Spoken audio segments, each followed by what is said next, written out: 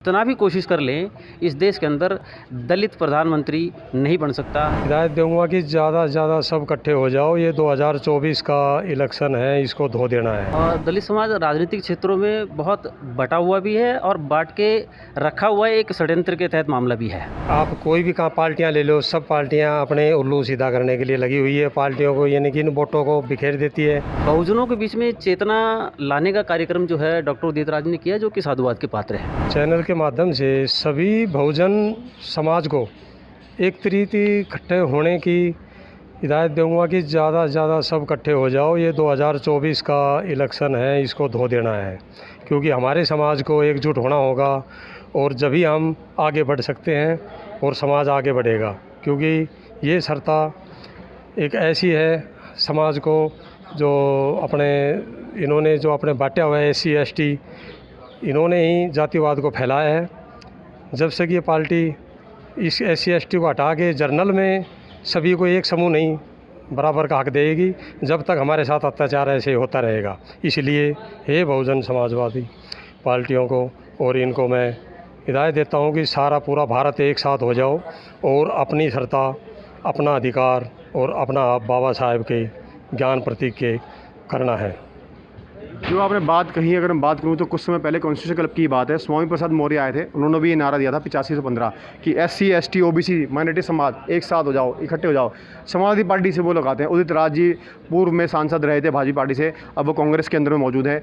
क्या लग रहा है, राजनीति तो सारे ही कर रहे हैं बहुजन समाज को लेकर के। चंद्रशेखर की बात करूँ, मायावती की बात करूँ, तमाम जो नेता है बहुजन समाज के लिए बात करते हैं, लेकिन बहुजन समाज क्या लग रहा है, क्या उदित राज जी के साथ जुड़ेगा, स्वामी प्रसाद मौर्य जी का जुड़ेगा, चंद्रशेखर आज़ाद के साथ जुड़ेगा, या मायावती के साथ जाएगा? क्योंकि 24 के चुनाव भी आने वाले हैं।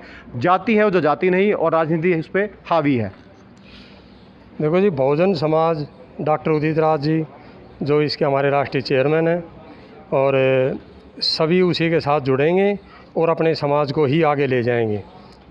क्योंकि हमारी आबादी 75% है, इसको वोट की राजनीति करके इसको बिगड़ा दिया जाता है, अलग अलग भागों में बांट दिया जाता है। और जब तक पार्टियां सबको एक समान नहीं देखेगी, जब तक हम किसी को भी मत नहीं देंगे, अपना मत अपने पास होगा और अपना ही संविधान होगा और अपना ही नेता होगा। क्या लग रहा है, 24 के चुनाव जब होंगे तो दलित प्रधानमंत्री मिलेगा देश को? हाँ, दलित प्रधानमंत्री अगर हम सब एकजुट होके ये करेंगे तो दलित प्रधानमंत्री मिलेगा, क्योंकि ये हमारे ऊपर डिपेंड करता है कि हम किसको बैठाना चाहते हैं। तो जी, सब शुरुआत में तो कोशिश ही करते हैं कि सब कोशिश करते हैं कि हम अपने देश को बचाएं और अपने देश को एक ऐसी लाइन पे लेके चले जो आगे सफल हो। और दलित समाज भी सारा अगर इकट्ठा होके अपना निर्णय लेके काम करेगा, सारा सब मतलब मिलजुट के एक होके फिर काम करेंगे, तो हो सकता है कि आस कर सकते हैं कि आगे हमें दलित समाज से मिल सकता है, प्रधानमंत्री भी मिल सकता है और राष्ट्रपति भी मिल सकता है। क्या लग रहा है कि ये 24 के जो चुनाव आएंगे, जितने दलित समाज के नेता हैं ये साथ इकट्ठे होकर एक मंच पे आएंगे?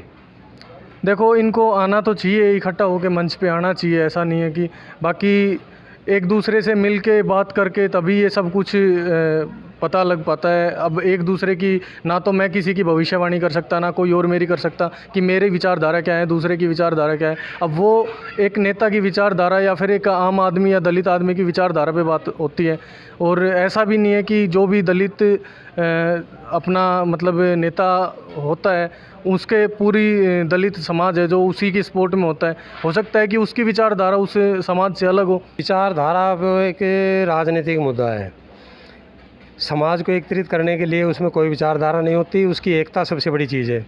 अगर एकता होगी, समाज के अंदर एकजुट होगा, तो प्रधानमंत्री भी अपना होगा और राष्ट्रपति भी अपना होगा और अपने समाज के हित की बात करेगा। क्योंकि आप कोई भी पार्टियां ले लो, सब पार्टियां अपने उल्लू सीधा करने के लिए लगी हुई है। पार्टियों को यानी कि इन वोटों को बिखेर देती है। यही राजनीतिक चलती आई है शुरू से ही। जब तक इसका समाधान नहीं होगा, अपना समाज कभी नहीं उठ सकता। यानी कि हम ये चाहते हैं कि ज़्यादा से ज़्यादा सब एकत्रित हो और अपने हक के लिए लड़ें। 24 के चुनाव में 2 शब्दों में सवाल खत्म करूँगा। 24 के चुनाव में क्या दलित जो वोट बैंक है भाजपा की तरफ जाएगा या नहीं जाएगा? दलित वोट बैंक 2024 में भाजपा की तरफ नहीं जाएगा, क्योंकि उसमें हमने कठिन और बड़ा परिश्रम करना है।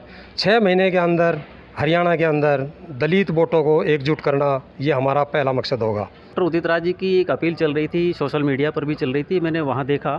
और काफ़ी सारे लोगों से मुझे संदेश भी मिला कि भाई ऐसे ऐसे बहुजन संसद का कार्यक्रम दिल्ली में हो रहा है।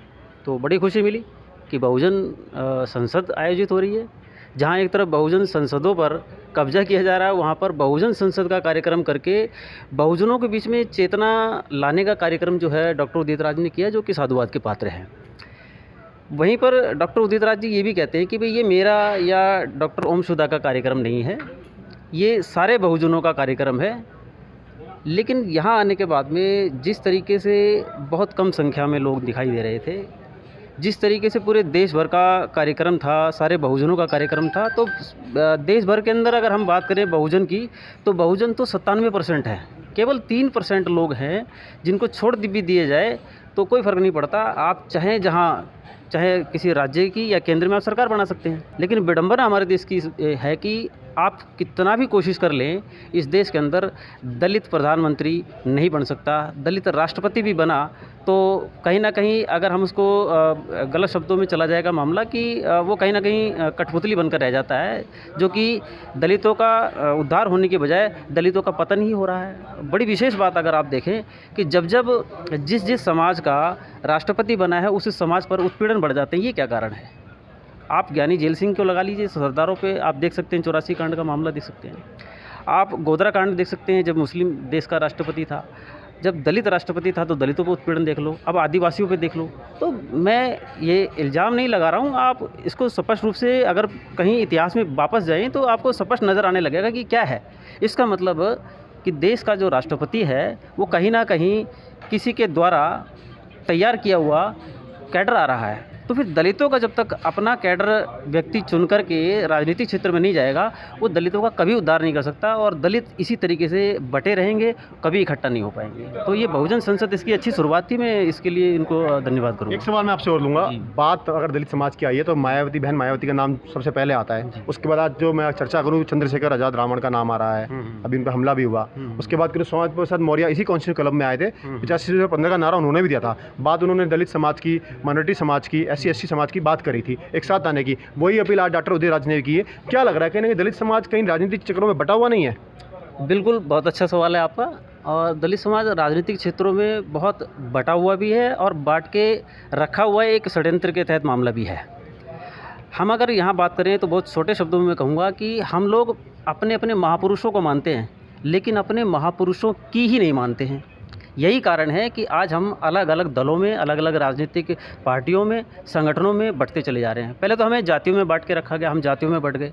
6743 से भी ज़्यादा जो है जातियां हैं उसमें बटे हुए थे ताकि ये कभी एकजुट ना होएं। अब आधुनिक युग के अंदर हम जातियों में थोड़ा अभी हम इकट्ठा होने लगे हैं, क्योंकि बाबा साहब डॉक्टर भीमराव अम्बेडकर ने 6743 जातियों को हटा करके छोटा कर दिया। SC/ST, OBC और माइनॉरिटी, कन्वर्टेड माइनॉरिटी इसमें कर दिया। अब हम एक होने लगे थे। तो आधुनिक युग के अंदर जो मनुवादी व्यवस्था है उसने इतना बढ़िया इंतज़ाम किया कि इनको फिर बांट दो। अब अलग अलग हम संगठनों में बट गए हैं।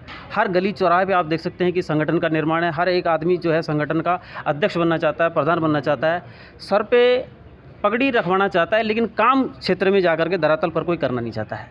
ये बहुत बड़ी जो है दुर्भाग्यपूर्ण बात है।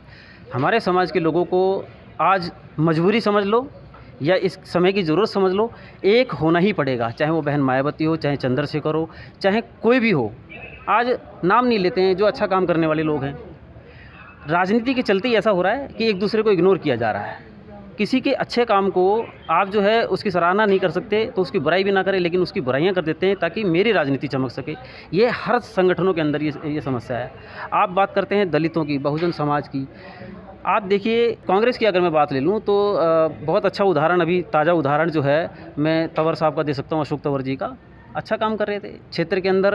एक तथाकथित नेताओं का मैं नाम नहीं लूँगा, बुरा मान जाते हैं लोग, बड़े बलशाली हैं, बाहुबली भी हैं और हर तरीके से। पहले भी कई बार मुझ पर अटैक हो चुका है, तो मैं नहीं चाहता कि एक बार फिर से बिना मतलब में कोई अटैक हो। तो तथाकथित जो नेता हैं उनका कद थोड़ा छोटा हो रहा था। उनको बर्दाश्त नहीं हो रहा था कि एक दलित व्यक्ति हमसे बड़े कद में। अब डॉक्टर उदित राज अगर कहीं बड़ा कद हो रहा है तो दूसरे को दर्द भी होगा। बहन मायावती का कद बहुत बढ़ रहा था तो दर्द होना शुरू हो गया। यही कारण है कि कुछ ऐसे छोट भैया टाइप के नेताओं को बड़ा भैया बना दिया जाता है पूरे देश की मीडिया एक व्यक्ति को दिखाने लग जाए तो आप छोटे से छोटा व्यक्ति को बड़ा नेता बना सकते हो। और कहीं ना कहीं ऐसा भी होता है कि चोर मचाए शोर, मैं नहीं कहूँगा क्योंकि इसमें बड़ा विवादित बयान हो जाएगा, कि कहीं किसी को चोट लगती है, बहुत भारी चोट लगती है, कोई ज़िंदगी और मौत से जूझने लगता है, लेकिन उसको नहीं दिखाते हैं। आप देख रहे हैं नेट्रिक न्यूज़, साहस सच कहने का।